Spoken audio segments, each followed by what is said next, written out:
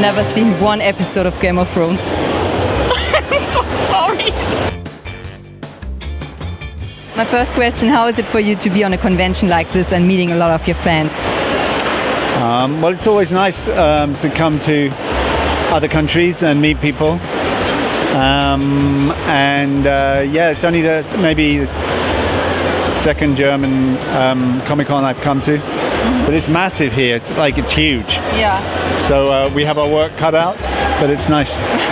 And it's your second time in Germany, is it right? I've been a few times. I actually worked here years ago for 3 months in Munster, 3 or 4 months. Yeah. Yeah. Okay. And we have to talk about Game of Thrones, of course. Yeah, we have to. What is the special thing about the series? What's the special thing? Yeah. What do you think? I don't know. You mean you Shall I tell you a secret? I have to. She, the woman behind the camera, she's a huge fan of Game of Thrones and so on. Okay. And we just walked by and she said, we have to do an interview and so on. I've never seen one episode of Game of Thrones. I'm so sorry.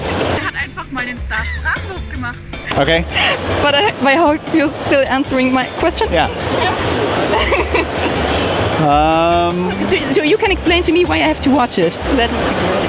But you don't have to watch it. I probably will watch it. I think people love it because it really hits into the human condition, and which goes, deep into our psyche. So we recognize ourselves in all the characters. I mean, it's based on our medieval history, really. And the characters are drawn brilliantly. I've got an itchy nose. Ach so. Have you got an English word for ach so? No, well, I don't think so. What does it mean exactly? All right. No, perhaps all right, yeah. So the characters, it's got wonderful characters. You never know what's going to happen, who's going to die. And it's kind of epically produced and brilliantly written.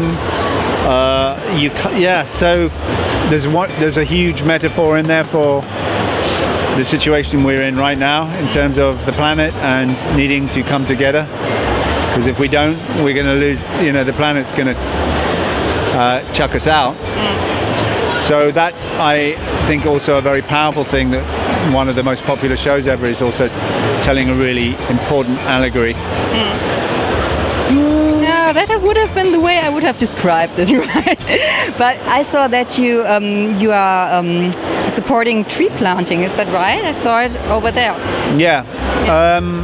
I've just become ambassador for a wonderful organization called Tree Sisters. There are several amazing tree planting organizations that have been started up, because if we don't replant, we ain't going to get through this. We're in a global crisis, a global emergency. Any scientist will tell you that. Well, you always get scientists that are going to say contrary things, but the majority of our environmental scientists are saying it's actually a lot. It's worse than most people are letting in. It's like we don't want to let in where we're at.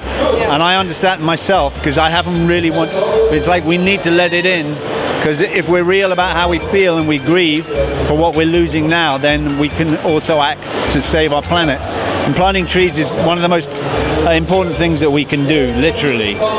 If we were to reforest the land that's been taken away for livestock grazing, it would solve the problem. It's that big. That's the amount of land that's used for animal agriculture. It's like a third of the ice-free zone. Yeah.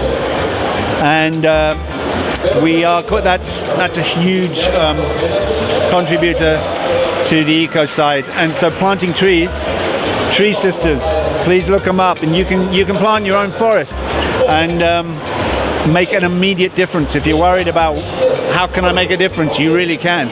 Obviously not just in planting trees, by standing up with our young people and asking our governments to get their ass into gear and actually kind of do what they say they think is important, because they're not acting on it. Yeah. Thank you very much. It was very nice meeting you, and I promise I will watch you.